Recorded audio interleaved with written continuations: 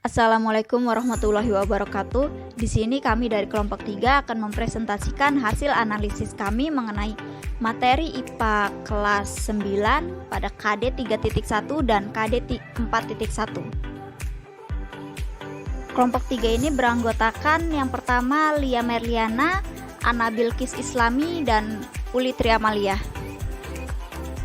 Langsung saja yang pertama ini ada kompetensi inti.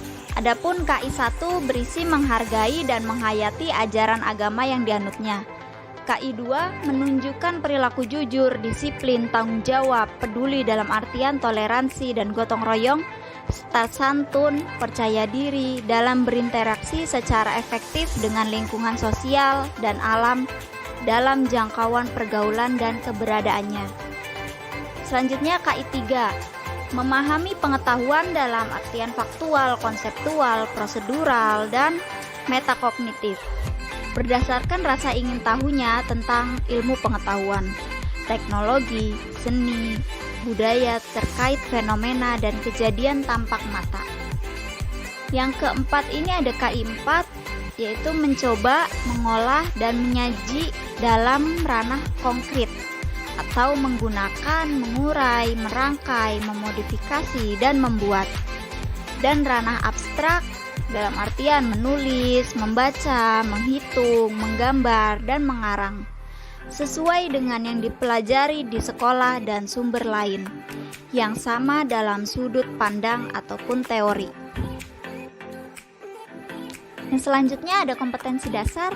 Di sini terdapat kompetensi dasar 3.1 dan kompetensi dasar 4.1.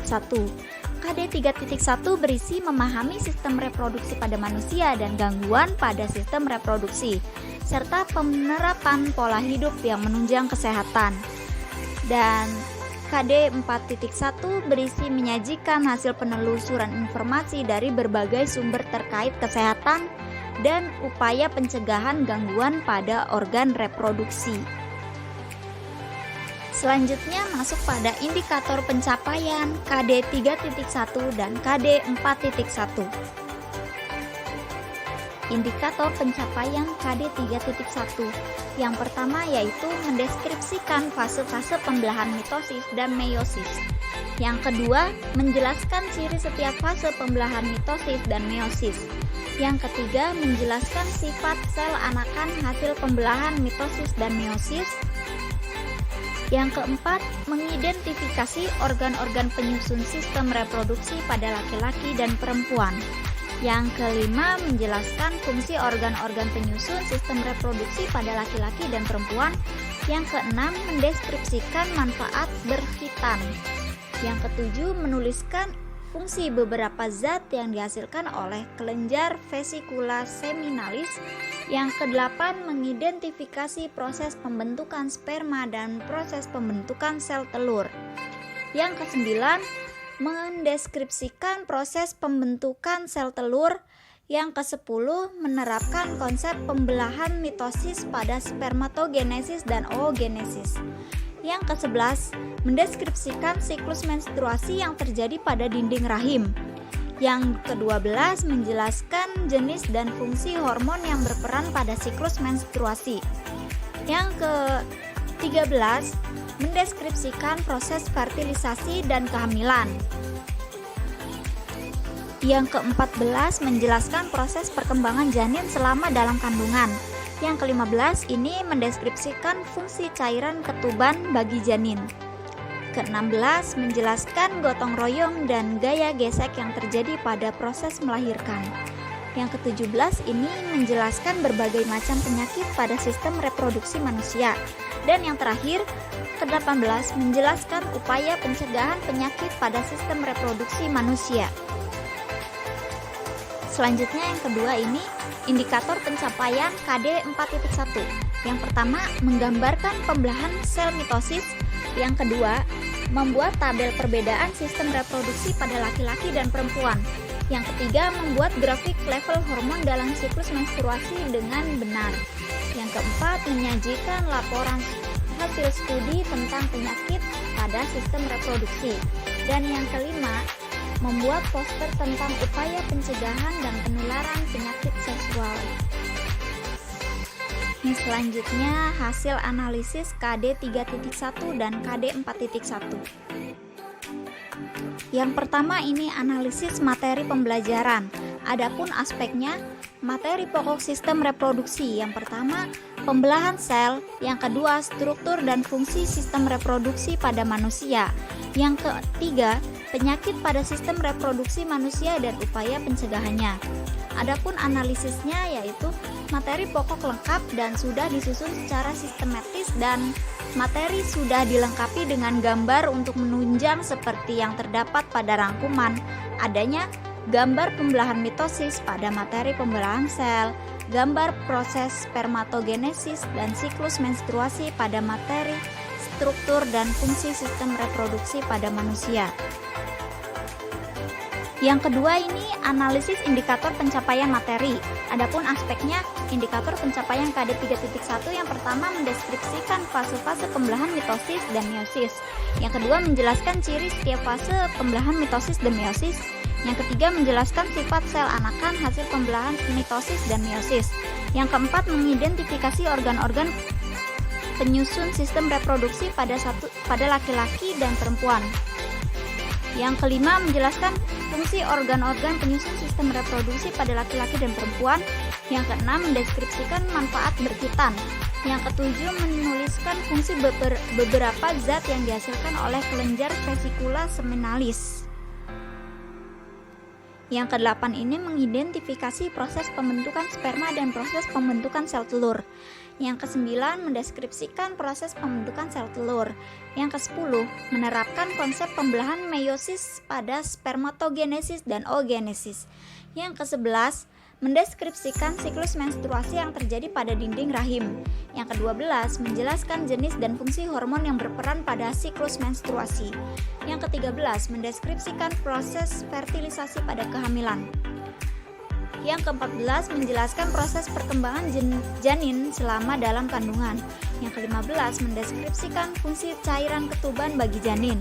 Yang ke-16 menjelaskan gaya dorong dan gaya gesek yang terjadi pada proses melahirkan. Yang ke-17 menjelaskan berbagai macam penyakit pada sistem reproduksi manusia.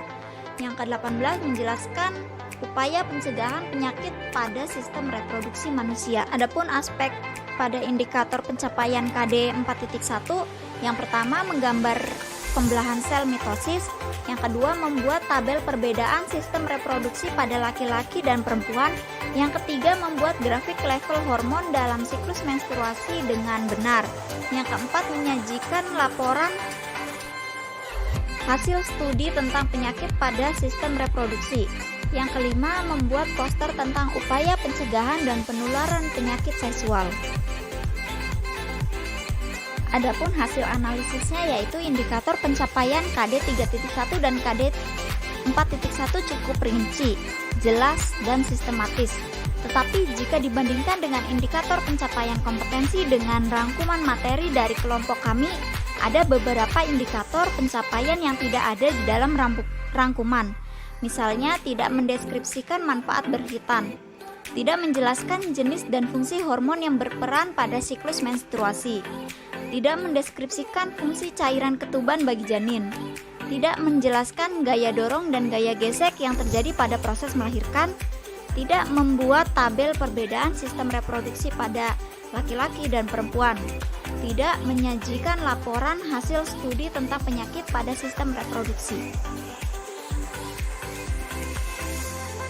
Selanjutnya yang ketiga, analisis pendekatan yang sesuai dengan sistem reproduksi. Adapun aspeknya, pendekatan saintifik. Pendekatan saintifik ini merupakan model pembelajaran yang menggunakan kaidah-kaidah keilmuan yang memuat serangkaian aktivitas pengumpulan data melalui observasi, menanya, eksperimen, mengolah informasi atau data, kemudian mengkomunikasikan. Adapun hasil analisisnya, berdasarkan rangkuman mengenai sistem reproduksi terdapat tahapan dalam melakukan pendekatan saintifik, seperti mengamati, menanya, mengeksplorasi, mengasosiasi, kemudian mengkomunikasikan. Pendekatan saintifik ini cocok untuk pembelajaran sistem reproduksi, karena pada sistem reproduksi terdapat berbagai materi yang bersifat abstrak, seperti siklus menstruasi, spermatogenesis, oogenesis, pembelahan mitosis, dan meiosis dan lainnya. Yang keempat ini ada analisis metode pembelajaran yang tepat mengenai sistem reproduksi. Adapun aspeknya problem-based learning. Problem-based learning ini adalah suatu model pembelajaran yang menggunakan masalah dunia nyata dalam konteks bagi siswa untuk belajar tentang bagaimana cara berpikir kritis dan keterampilan pemecahan masalah, serta untuk memperoleh pengetahuan dan konsep yang esensial dari materi pembelajaran. Adapun problem-based solving adalah proses yang mengarahkan atau melatih siswa untuk mampu memecahkan masalah sesuai dengan kenyataan yang ada di lingkungan siswa dengan mengkonstruksikan pengetahuan awal siswa dengan pengetahuan baru yang ditemukan secara kelompok. Adapun hasil analisisnya yaitu model-model pembelajaran ini merupakan suatu model pembelajaran bagi suatu upaya yang dapat diterapkan oleh guru dalam mengutamakan penyelesaian masalah di kehidupan sehari-hari secara terstruktur untuk mengkonstruksi pengetahuan siswa. Dengan model-model pembelajaran tersebut diupayakan agar siswa mampu berpikir tingkat tinggi dan meningkatkan kemampuan siswa untuk berpikir kritis dan kreatif.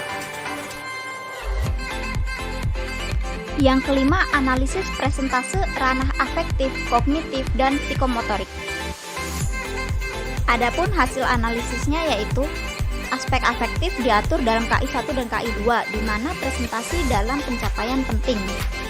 Sedangkan aspek kognitif dalam materi sistem reproduksi sebesar 78% dilihat dari indikator pencapaian KD 3.1 dalam 3.1.1 sampai 3.1.18 sebanyak 18 poin dan terdapat juga pada KI 3. Selanjutnya aspek psikomotorik memiliki presentasi 12% dilihat dari indikator pencapaian KD 4.1 yaitu 4.1.1 hingga 4.1.5 sebanyak 5 poin dan terdapat juga pada KI 4. Yang keenam, analisis kelebihan dan kekurangan materi sistem reproduksi. Adapun hasil analisisnya ada kelebihan dan kekurangan. Kelebihannya, siswa dapat mempelajari sistem reproduksi pada manusia, yaitu siswa dapat mengetahui fungsi sistem alat reproduksi, serta upaya mencegah penyakit sistem reproduksi, serta siswa mendapatkan pendidikan seksual dan memahami dampak perilaku seksual dalam sisi kesehatan dan sosial. Adapun kekurangannya, media yang biasanya digunakan guru dalam pembelajaran sistem reproduksi ini terbatas, hanya menunjukkan gambar 2 dimensi dan video. Mungkin sekian pemaparan mengenai hasil analisis dari kelompok 3. Kurang dan lebihnya mohon maaf. Wassalamualaikum warahmatullahi wabarakatuh.